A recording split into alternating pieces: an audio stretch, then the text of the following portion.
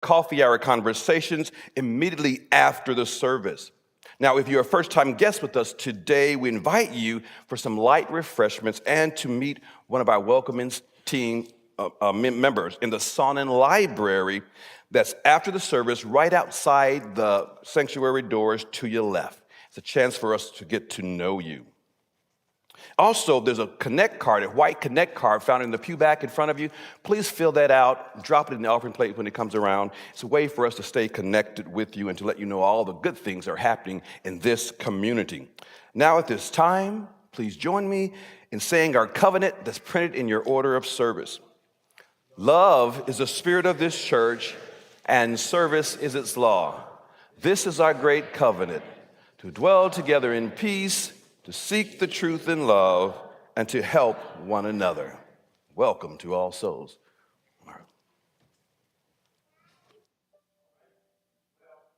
This morning we have a very special chalice lighter. I'd like to invite Sydney Smith to come forward. She just graduated from Kansas University, and we're really proud of her. It was just, it seemed like yesterday that you had just graduated from high school, and we were recognizing you then, but now you're graduated from college, you're headed to Japan very soon, and you're going to spend the next year at least in Japan teaching. We're so proud of you and proud of everything that you've accomplished. For those who don't know, Sydney is also our beloved youth director, Corey Smith and his wife, Missy's daughter. And so, Sydney, thank you for lighting our chalice. Would you tell everybody a little bit about the feather and some of the things you have with your graduation outfit? Yeah, so a family member of mine, because my mom's side of the family is Pawnee, a family member of mine crafted the eagle feather for me to wear on my graduation day. Beautiful. And my uppet, or my grandfather, he went to Pawnee and got me the medal so I could wear it when I graduated. That's wonderful. All right, well, thank you for bringing all of your heritage and everything to represent this morning. We light this chalice bright with the flame of accomplishment and the warm glow of community. May this light remind us that the most profound lessons in life are those that challenge us to evolve, think critically, and extend beyond our perceived limits. May this flame inspire all who are graduating to a ceaseless quest for wisdom, compassion, and courage.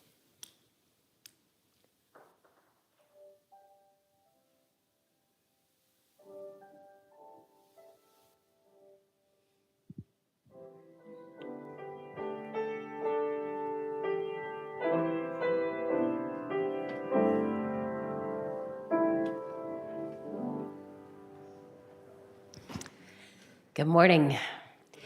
Caitlin Clark is here to help me with the story this morning, our Booker T graduate. The story today, yes. Our story today is What the Road Said by Cleo Wade. Have you ever wondered if there was something more, something out there, something just different? Then, one day, out of nowhere, for no reason at all, a road appears. So I say to the road, where do you lead? Be a leader and find out. How do I start? You have already started. What happens when I get there? You've just begun. Don't skip straight to the ending. Enjoy the journey. Which way do I go? That is your choice to make. But what if I go the wrong way? Don't worry. Sometimes we go the wrong way on our way to the right way. What if I get scared? That's okay. You're brave. But what does it mean to be brave? Being brave is when you're afraid to do something, but you do it anyway. Don't let what scares you keep you from continuing on your path. What if I get lost? There may be some days that feel long and dreary, but I promise that no matter what, I will give you the evening stars and the morning sun to light your way. What if I grow weary or get hurt? I will give you trees of all shapes and sizes to shelter you when you need to rest and heal. What if I get lonely? You are never alone. What if I change? All things grow and change. This is the magic of being alive. No living thing is meant to stay the same. What if I need help on my journey? Ask your fellow travelers.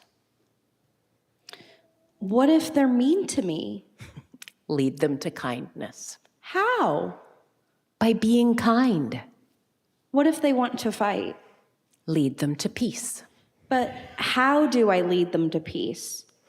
By listening to their stories and telling them yours and reminding them that you are all on this journey together. What if something unexpected happens? Keep going. What if there's a mountain that feels too tall to climb? What if there's a river that feels too wide to cross? What if my heart gets broken? What if I get stuck? What if giving up is easier? Keep going. Keep going. Keep going. Keep going. What if I can't do it? You can. How do you know? Because you've come this far. Where do you lead? Be a leader and find out. Here ends our story for all ages. I'd like to invite our children to come with me and find out where the road leads.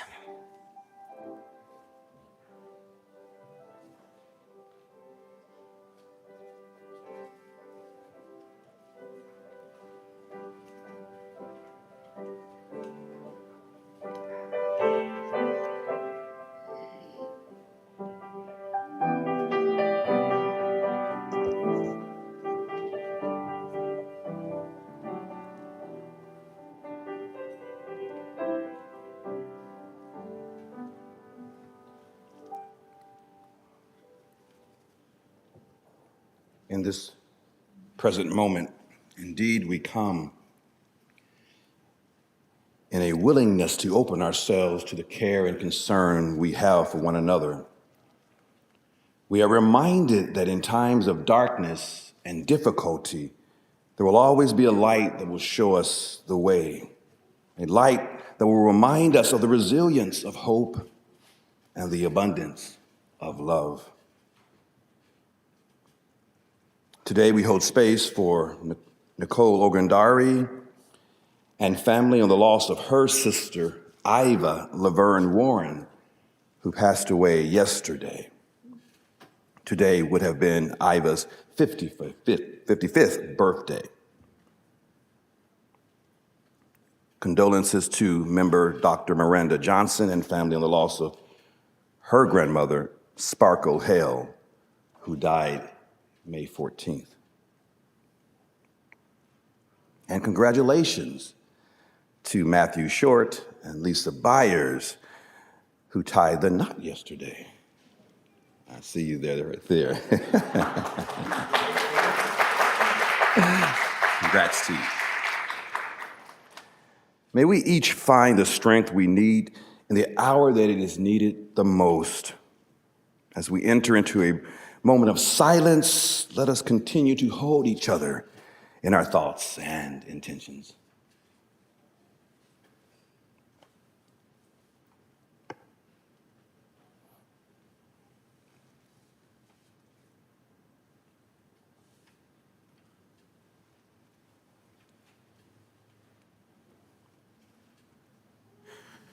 At this time, I want to invite somebody who I feel like I know so well, who I do know so well, and who I cherish in my heart so deeply, but I only met for the first time this morning in person because Jeannie Lee lives in Minnesota and joined All Souls during the pandemic when we were online, and has stayed a member and a leader in our congregation. Often on most Sunday mornings, you'll see her on Zoom being a host for us and greeting people, usually at the 10 o'clock service, I think. Either one, yeah. So you may have met Jeannie Lee. Here she is, in the flesh, for those of us who are here. And for those online, we get to have her this Sunday, and you'll have her back after this. But Jeannie Lee also was asked to join our board of trustees last year, or this current church year, because we wanted to have an everywhere member. We have so many people now, I think upwards to 200 people now from around the country and across the world who've joined All Souls. And so you're just such a great representative for us, and so we're just so glad. So, believe it or not, Rick Fortner, who leads our amazing choir, he had the idea of having Jeannie Lee read a poem as part of this service. And so we were going to do a video of Jeannie Lee reading this poem.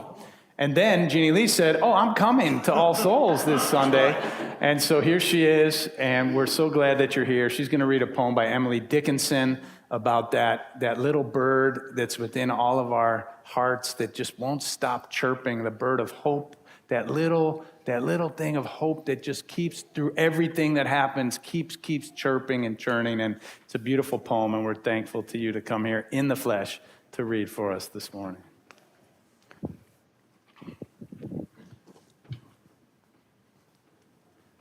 All right. Right? Why not?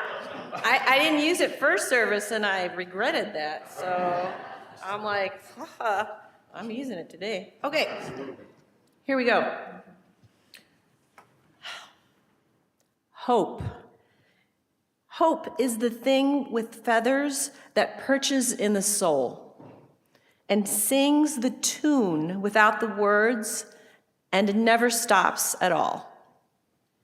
And sweetest in the gale is heard, and sore must be the storm that could abash the little bird that kept so many warm. I've heard it in the chillest land and on the strangest sea, yet never in extremity it asked a crumb of me.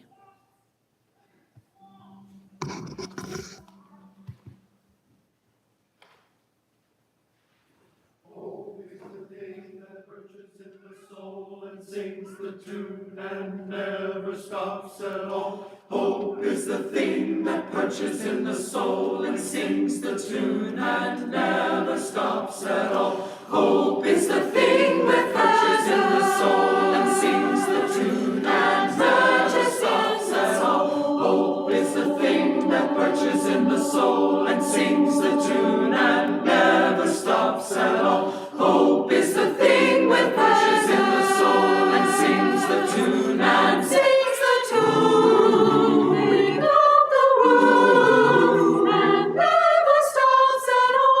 Never stops at all. Never stops at all. And never stops at all. Hope is the thing that perches in the soul and sings the tune and never stops at all. And sweetest in the gale is heard, and sore must be the storm that could abash the little bird that kept so many warm. I've heard it in the chillest land and on the strangest sea, yet never in extremity.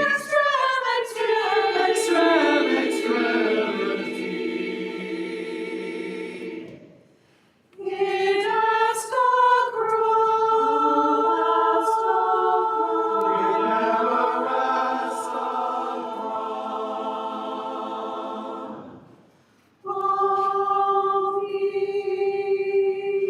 Hope is the thing that perches in the soul and sings the tune and never stops at all. Hope is the thing that perches in the soul and sings the tune and never stops at all. Hope is the thing that perches in the soul and sings the tune and never stops at all. Hope is the thing that perches in the soul and sings the tune and sings the tune without the words and never stops at all. Never stops at all. Never stops at all.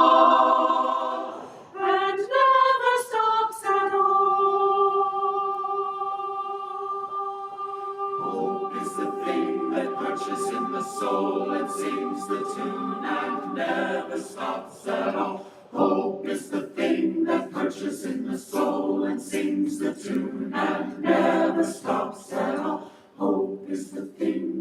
perches in the soul and sings the tune and never stops at all. Hope is the thing that perches in the soul and sings the tune and never stops at all. Hope is the thing that perches in the soul and sings the tune and never stops at all. That's beautiful. That's the best compliment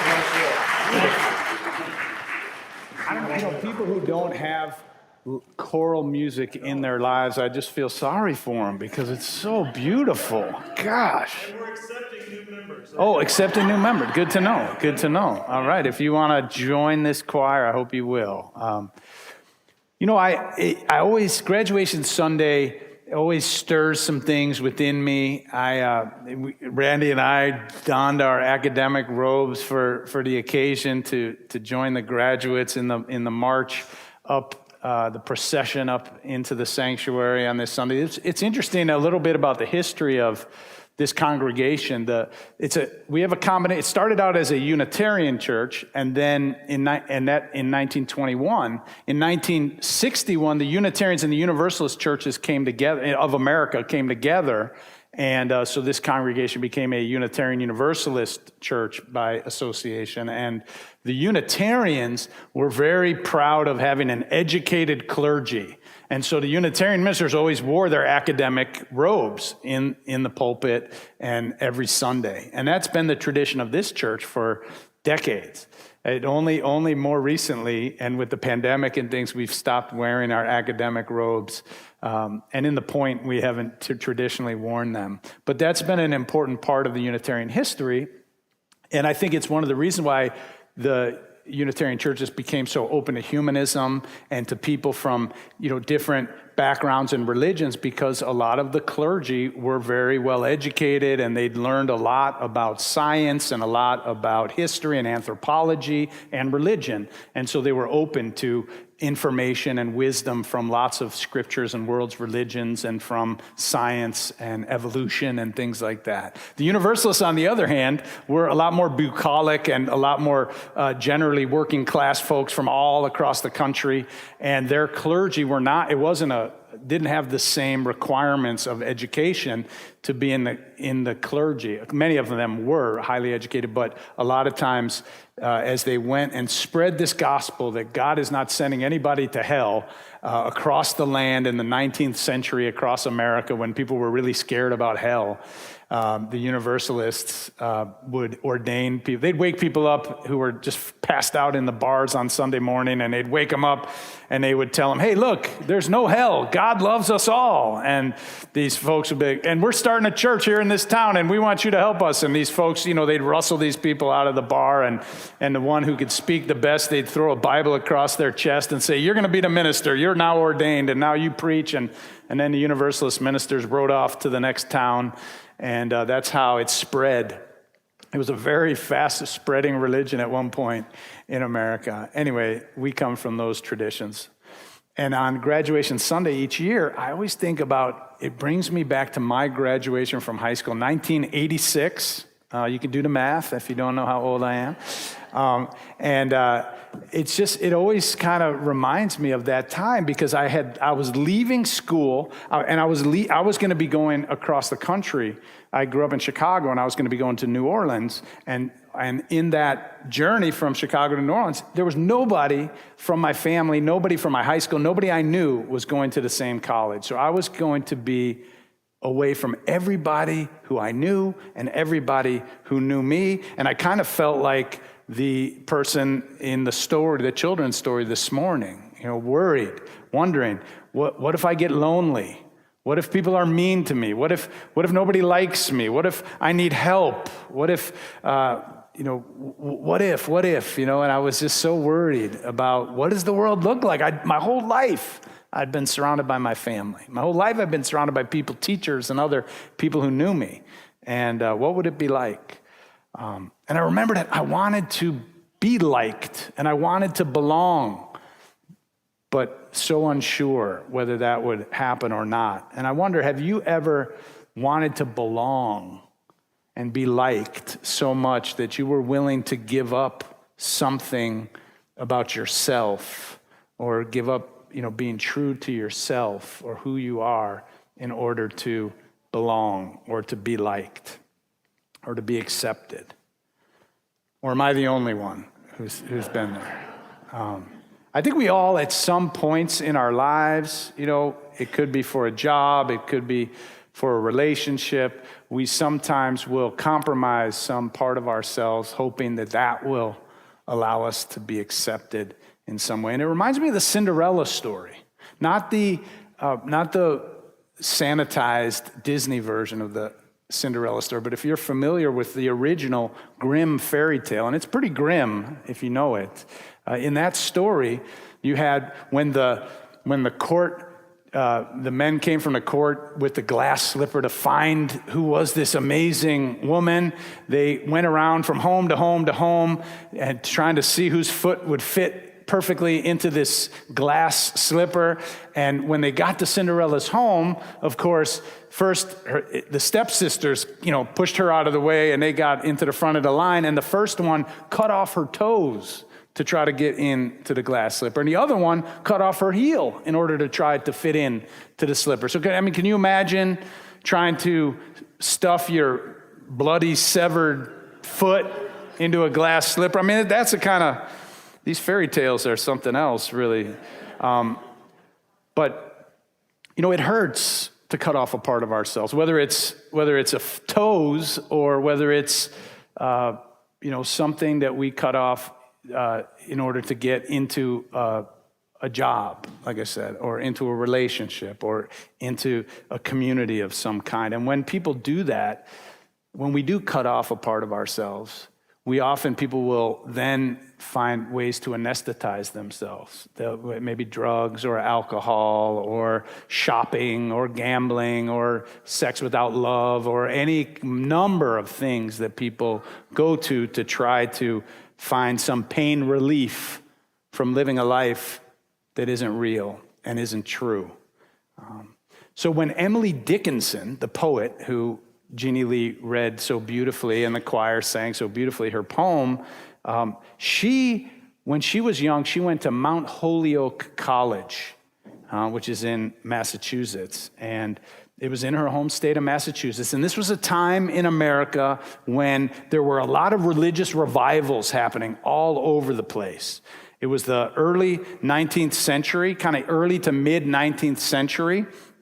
And she lived in a community that believed that a person had to have a direct, personal, tangible experience of Jesus in order to be a member of the church. And so people were having, these spiritual conversions, supposedly all the time, one after the other, having some sign that they're saved and they're going to heaven because they had felt the presence of Jesus in their hearts. And people were expected to testify before they could join the church to say, this is how Jesus came to me and this is how I know that I am saved. And there were at least 8 religious revivals in the area of Amherst, Massachusetts, while Emily Dickinson was growing up. But Emily could never honestly testify to having experienced the Spirit of Jesus in her soul. And this fact caused her a lot of anguish as she watched her friends, one after the other, confessing to their belief and their experience of Christ as the Savior. Now, there was a lot of pressure placed upon everyone at this time to accept Jesus and to show that you were part of this elect group of Christians. And especially Emily, because she was the daughter of a prominent New England Congregationalist family. And she was 16 years old, only 16 when she entered Mount Holyoke College. And the school was run by a woman named Mary Lyon, who I've read placed each student in one of 3 categories. Those who had confessed their faith were known as professors of faith. Those who seemed close to doing so were known as hopers. Those who showed little or no desire to convert were termed no-hopers. You can imagine the social pressure to convert in a system like that where everybody was given a label and everybody knew everybody else's label. And especially at such an impressionable age, like 16, 17, 18, 19 years old. But Emily never converted. And we're told that she left Mount Holyoke a no-hoper, which makes her poem and that song even more meaningful in many ways.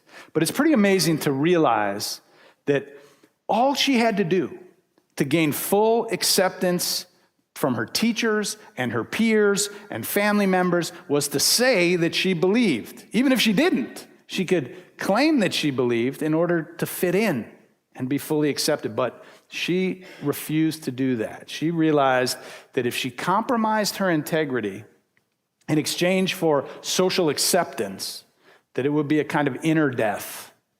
She might gain something in the outside world, but something inside her was going to die.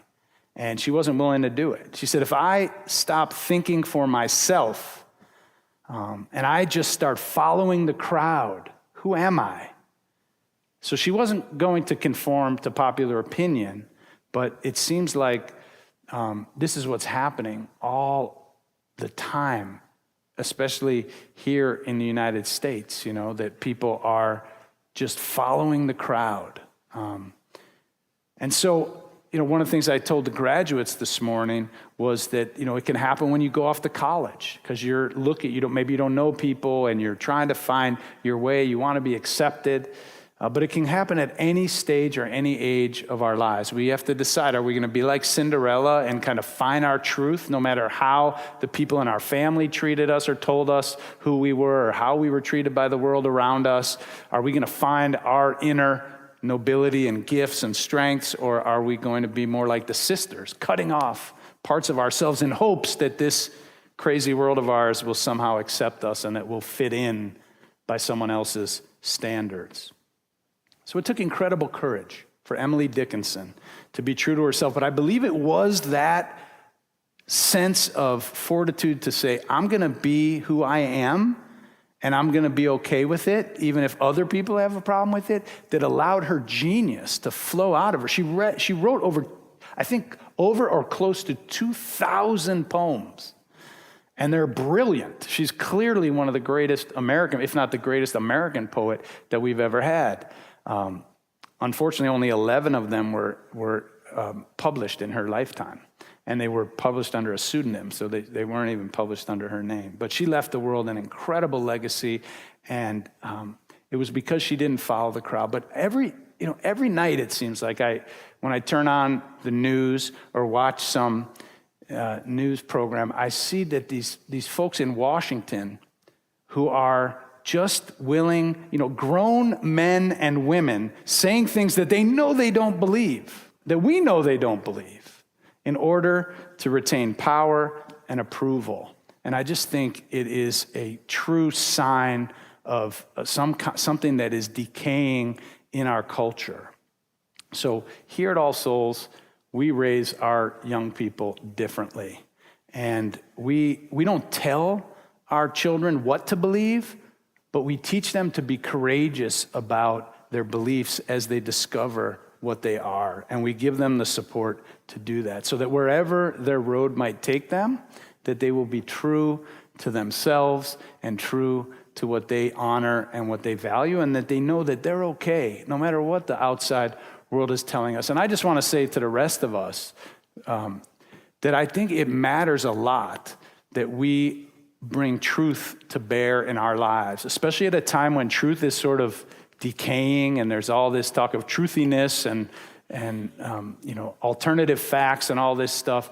People who are willing to stand in their own truth are what's going to save this country, what's going to save this democracy, and I think it's going to save our own hearts and our own lives if we do it. So I encourage you, wherever you're sort of folded over or hiding in your own life, that you look for ways to be proud of who you are. You are beautiful. You are amazing. You are a gift to this world. And you, to the degree that you're able to really live into that, I believe your own genius and your own gifts and your own nobility will shine, and the world will be richly blessed. Thank you.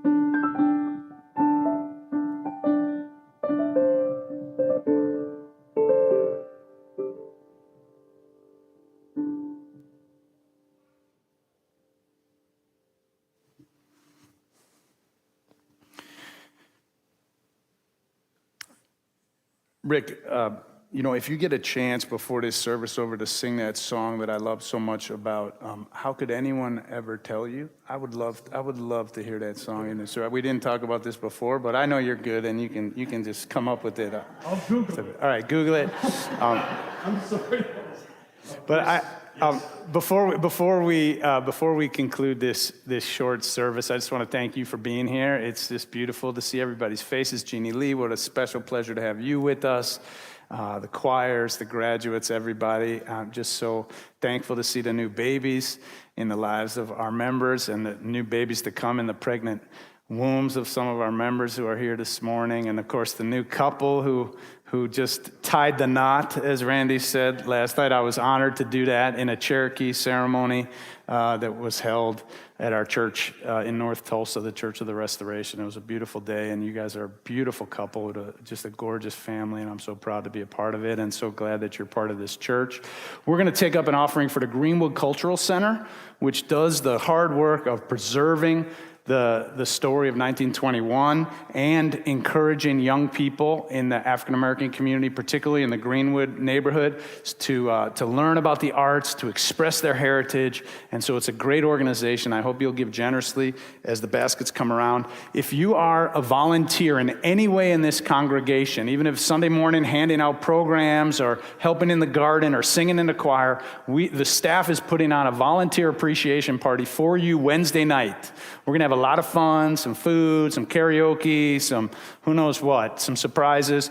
But so we want you to be there because we're having fun putting it together, and it wouldn't be the same without you. So you can register so that we know, make sure we have enough food and prizes and everything. So please register. There's a QR code in your order of service and a link online for those of you online. We hope you'll join us Wednesday night for that.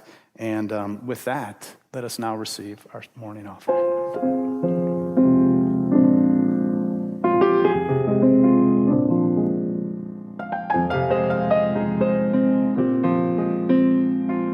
How could anyone ever tell you you were anything less than beautiful? How could anyone ever tell you were less than whole? How could anyone fail to notice that your loving is a miracle? How deeply you're connected to my soul.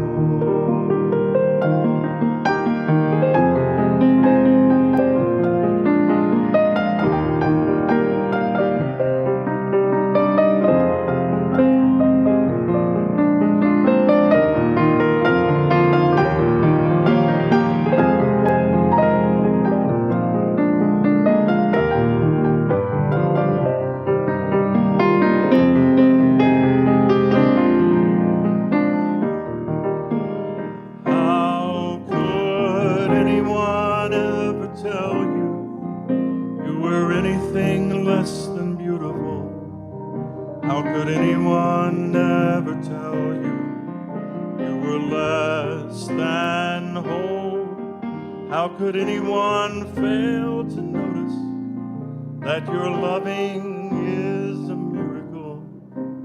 How deeply you're connected to my soul.